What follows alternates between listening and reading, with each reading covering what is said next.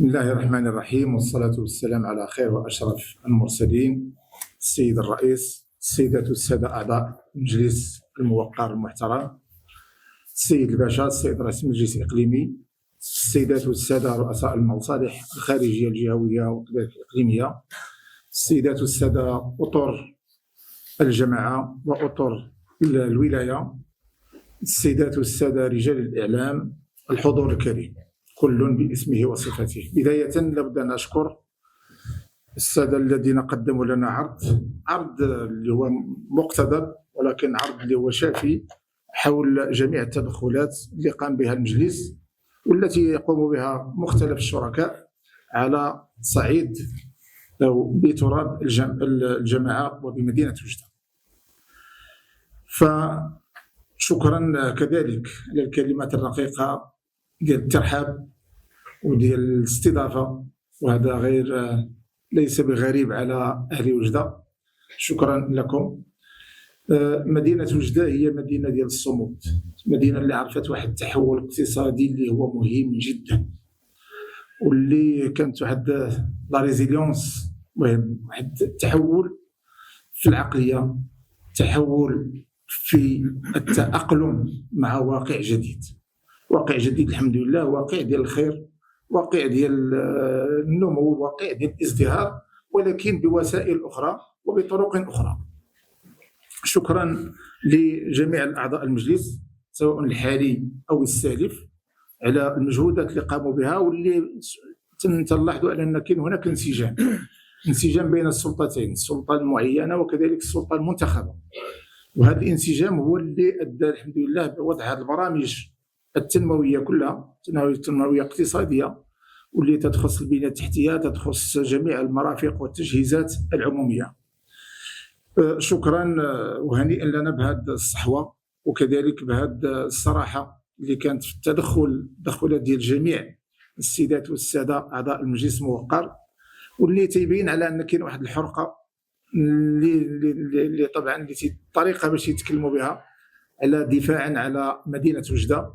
مدينة وجدة مدينة التي تعلها ما تحتاج باش نعاود نعرفوا بها، اللي لها حمولة تاريخية اللي هي كبيرة. مدينة وجدة بالنسبة لي أنها هي عمالة وجدة، هي عمالة وجدة أمبلات. أولا العدد الساكنة، ثم كذلك لأن جميع الجماعات القروية كلها إما تسكن لها مصالح ولا تلجأ إلى مدينة وجدة. دونك مدينة وجدة هي عاصمة الجهة، ولكن في نفس الوقت فهي العمالة ديال وجدة أمجاد. ما غاديش نتطرق لجميع النقاط اللي كان فيها التدخلات ديال السيدات والسادة المستشارين. مرة أخرى فالوالي وحده راه ما يمكنش غادي يحل ويجاوب على هذه التساؤلات كلها. كاين مسؤولية كذلك ديال المستشارين، مسؤولية ديال الممثلي الساكنة، مسؤولية ديال المجلس، مسؤولية ديال المصالح الخارجية ديال جميع القطاعات الحكومية. فيجب أن تكون هناك أولا انسجام وتضافر الجهود بين جميع هذه المكونات لإيجاد ولإجابة على جميع الانتظارات ديال الساكنة ديال مدينة وجدة. طبعا هناك مشاريع تنموية مهمة جدا التي تشهدها الآن مدينة وجدة.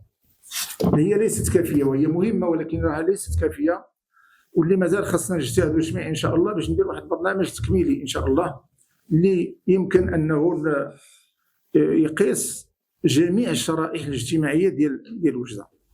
والإخوة والأخوات تكلموا على طبعا على بعض الأحياء الدائرية، بعض الأحياء اللي هي هامشية، واللي خاص يوصلها حتى هي النصيب ديالها من التأهيل، النصيب ديالها من التجهيزات الأساسية، النصيب ديالها من فرص الشغل كذلك، والنصيب ديالها في العيش الكريم، وكذلك الإحساس بأنهم ينتمون لهذه المدينة. لابد كذلك من نشكر جميع الشركاء اللي يساهمون بحصص مختلفة وبطريقة أخرى يساهمون في هذا التأهيل وهذا الصحوة اللي تتعرفها مدينة وجدة. جميع الشركاء بما فيهم القطاعات الحكومية، المديريات الجهوية والمديريات كذلك الإقليمية، المجالس، مختلف المجالس، المجلس الجماعة أولا، مجلس العمالة، وكذلك مجلس الجهة.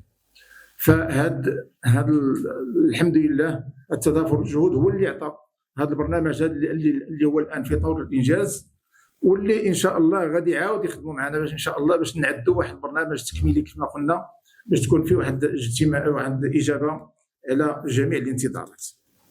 فأرقام ديال الاستثمار وديال التأهيل هي أرقام كبيرة، ما بقيناش كنتكلموا بالملايين وبالآلاف الدرهم وبالملايين ديال الدرهم، كنتكلموا بمليارات ديال الدرهم ومئات المليارات ديال الدرهم. فهذا كيتطلب منا جميعا أولا التسريع في إنجاز هذه المشاريع، ثانيا تتبع هذه المشاريع، وثالثا الجودة والإشراف على جودة هذه المشاريع وإنجازها. وهذه مناسبة باش غادي نعرج للشركة ديال التهيئة ونطلب منها باش يكون التواصل دائم مع المجلس، لكن راه المجلس هو صاحب المشروع والمجلس هو صاحب التراب، وراه ما يمكنش دار شي حاجة بمدينة وجدة بدون الاستشارة وبدون الرجوع إلى المجلس.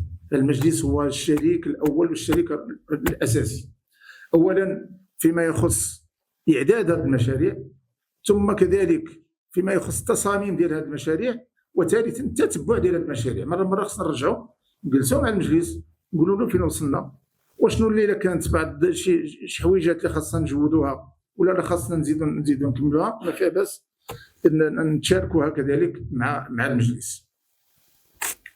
كاين نقاط رئيسيه اللي ضروري ان باش ما غاديش نجاوب على كل شيء، ولكن ضروري كاين بعض النقاط الرئيسيه اللي خصني نتطرق لها، بما فيها اولا رخص السكن. رخص السكن فتقريبا اول ما جيت واحد 3 ايام ولا 4 ايام جلست مع السيد الرئيس كذلك مع لوردر دي زارشيتكت ومع بعض الفعاليات وكذلك المصالح الاداريه المعنيه. رخص السكن ما خصناش، العكس، اننا خصنا نسهلوا الماموريه على المواطنين، نسهلوا الماموريه على المستثمرين، على المنعشين، وما نساهموش في فشل الحركه ديال الحركه الاقتصاديه. ف راه حلينا جميع المشاكل. الا اللي عنده شي واحد اللي مازال عنده شي رخصه ديال السكن اللي مازال متوقفه مرحبا به. دونك راه تكلمنا وحلينا مع السيد الرئيس ومع كذلك مع الوكاله الحضريه ومع جميع المعنيين هذا المشكل هذا باش ما يبقاش نهائيا نبقاو نطرحوه. وراه تنعرفوا، راه تيقول لك المثل كون لو باتيمون فا توفا. دونك راه البناء هو الاول اللي خاصنا نساهموا فيه، لانه كما تكلمنا عن ليكو سيستيم راه تيدور واحد الحركه كبيره. دونك هذا مشكله فاك ما نبقاش نناقشوه نهائيا. مرحبا بكم الا كاين شي ملف اللي هو واقف على هذه الرخصه ديال السكن مرحبا. النقل الحضري فهو يؤدي واحد الخدمه اجتماعيه اللي هي مهمه، وكاين عندي الان قدامي هنايا واحد تقرير ديال لاكور دي كونت اللي هو شي شويه يخجل الجميع، يخجلنا كمسؤولين ويخجلنا كذلك حتى مرتفقين، لان هذا التعاقد كله هو كان فيه واحد الخلل اللي خاصنا نعترفوا به جميعا. الان الجواب ديال السيد وزير الداخليه كان واضح، راه ما يمكنش نديروا شي حاجه خلال سنه 2025. الحمد لله كاين الامكانيه الان، كاينه مساهمه ديال وزاره الداخليه، كاين البريمي فيرسمون راه ديجا عندنا واحد 100 مليون درهم اللي فيها اقتناء ديال الحافلات. البرنامج حنا في طور الاعداد، وهذا البرنامج هذا غادي نرجعوا عندكم الله يجزيكم بخير، غادي نرجعوا للمجلس كممثلي الساكنه باش نناقشوا معكم البرنامج بكل تفاصيله، شحال الحاجيات، شحال الاقتراحات اللي درنا، ثم كذلك كيفيه ديال التمويل ان شاء الله. وهذه مناسبه باش نعاود ناكد للسيدات والساده الاعضاء المجلس الموقر، غادي ندير واحد البرنامج ان شاء الله، برنامج عمل جديد واللي غادي نديروا فيه اجتماعات موضوعاتيه مع المجلس برمته، اللي غادي نجيو نجلس واحد النهار غادي نخصوه للنقل، واحد النهار غادي نخصوه لهذا البرنامج ديال التدارك الخصاص، مرة خاص مثلا بكل ما هو بيئي بالمساحات الخضراء، ونستمعوا للآراء كلها ونديروا برنامج عمل. راه المشكل اللي عندنا راه ماشي هو التمويلات راه تمشيو تندقوا البيبان تنجيوها، ولكن خاصنا أفكار وخاصنا برامج اللي تكون معدة وتكون مدروسة بطريقة علمية. مشاريع أخرى مهمة غاديش باش ما نعاود هادو هما النقاط الرئيسية ولا المواضيع الرئيسية اللي جات في هاد جميع التدخلات اللي حنا سجلنا. هاد النقاط هذه اللي غادي نتفاعلوا معها إن شاء الله. كاين كذلك الإنارة العمومية، فعلا فمدينة وجدة مدينة مظلمة وماشي معقول باش يبقى فيها الظلام. بون كاين هناك كل واحد تقاذف ديال المسؤوليات، ولكن خصنا نعرفوا شكون المسؤول الحقيقي على هذا الظلام الذي تعيشه مدينة وجدة. فاش ما نتهموا حتى شي حد الآن، غادي نعملوا إن شاء الله باش نحاولوا إن شاء الله تكون إجابة على هذا المشكل هذا، لا فيما يخص المشاريع التي تقوم بها الجهة مشكورة، ولا كذلك المسؤولية ديال الجماعة وديال المجلس الجماعي اللي خاصو يوفر مثلا المصابيح ويوفر بزاف ديال الأعمدة إلى آخره. دونك حنا غادي نحاولوا باش يكون واحد التنسيق ما بين في جميع هذه التدخلات. البلان داميناجمون راه نفس الشيء. الآن هي هو دابا في المرحلة ديال التشخيص.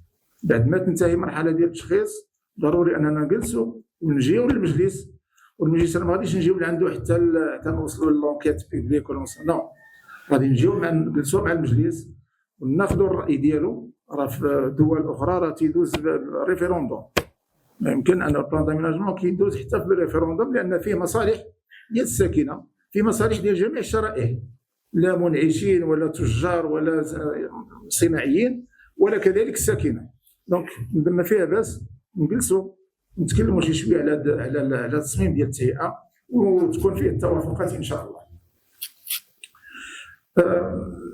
المشكل ديال الماء والكهرباء في بعض الاحياء اللي عنده تصميم ديال اعاده الهيكله مرحبا بهم، الرخص ديال الماء ديال الربط بالماء والكهرباء مرحبا. حتى اللي ما عنده شيء هذا التصميم ديال اعاده الهيكله يمكن اننا نخدموا باش نديروا واحد التصميم جديد، ولكن في نفس الوقت كاين الامكانيه. راه ما يمكنش مواطن بوليداته نخليه بلا ما بلا ضوء، ما يمكنش نهائيا. ما كاينش شي حاجه سميتها المستحيل. كاين اجتهادات والحمد لله اللي القانون حتى هو كيسمح بها. ما غاديش نخرجوا على القانون، ما غاديش نشجعوا على البناء العشوائي، ولكن يمكن يكون واحد الاحصاء ديال هذا الجرد ديال جميع هذه المشاكل هذه ان شاء الله، وغادي نلقاو لها الحلول ان شاء الله. انا تكلمت على النقاط اللي كتفرق شويه السيدات والساده المستشارين. كاين كذلك الباعة الجائلين فعلا راه ما يمكنش نخليو المدينه في الفوضى. الان كاين واحد التكليف ديال السيد الباشا وفيه رؤساء المناطق باش يعطونا واحد التشخيص ميداني للباعة الجائلين، وكذلك للاسواق. هناك اسواق الاخرى التي لا تشتغل، وراه ماشي معقول. عندنا 4000 وشي حاجه ديال المحلات التجاريه، الله الا خدامه لنا 1000، فين هي 3000 كلها مسدوده. اللي بغى يحل شي محل ديالو مرحبا، اللي ما غادي يبغيش يحل المحل ديالو باش يشتغل غادي نحيدو له. وكاينين الناس اللي كاين الناس اللي كينتظروا. اذا الباعة الجائلين حنا غادي نقلبوا على بدائل باش ما نكونش باش ما نظلموش الناس، وهذا سيرتو هذه الظروف هذه الاقتصاديه والاجتماعيه غادي نقلبوا على بدائل. ولكن البديل غادي يكون في اقرب وقت ان شاء الله، ولكن غادي نفرضوه. راه ماشي البائع الجائل تيفرض عليا فين خاصو يكون هو وفين غادي يجلس وشنو غيدير، لا. كاين عندنا مخطط، وهذاك المخطط اللي خاصو يحترموا معنا حتى هو ان شاء الله.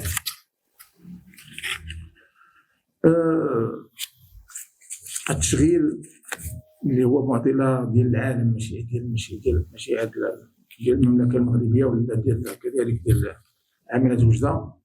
ف ما يمكن نتكلموا على التشغيل الا بجوج نقاط. اولا التكوين، خصنا التكوين، ثم التكوين عندنا الحمد لله عنصر بشري اللي هو مؤهل، نزيدو نأهلو نزيدو نكونو. علاش؟ لانه كاين الجهه ديال الشرق هي جهه واعده، جهه ديال المستقبل، وخصنا نتيقوا في المستقبل. جهه المستقبل نظرا للمشاريع المهيكله الكبرى التي تعرفها الجهه.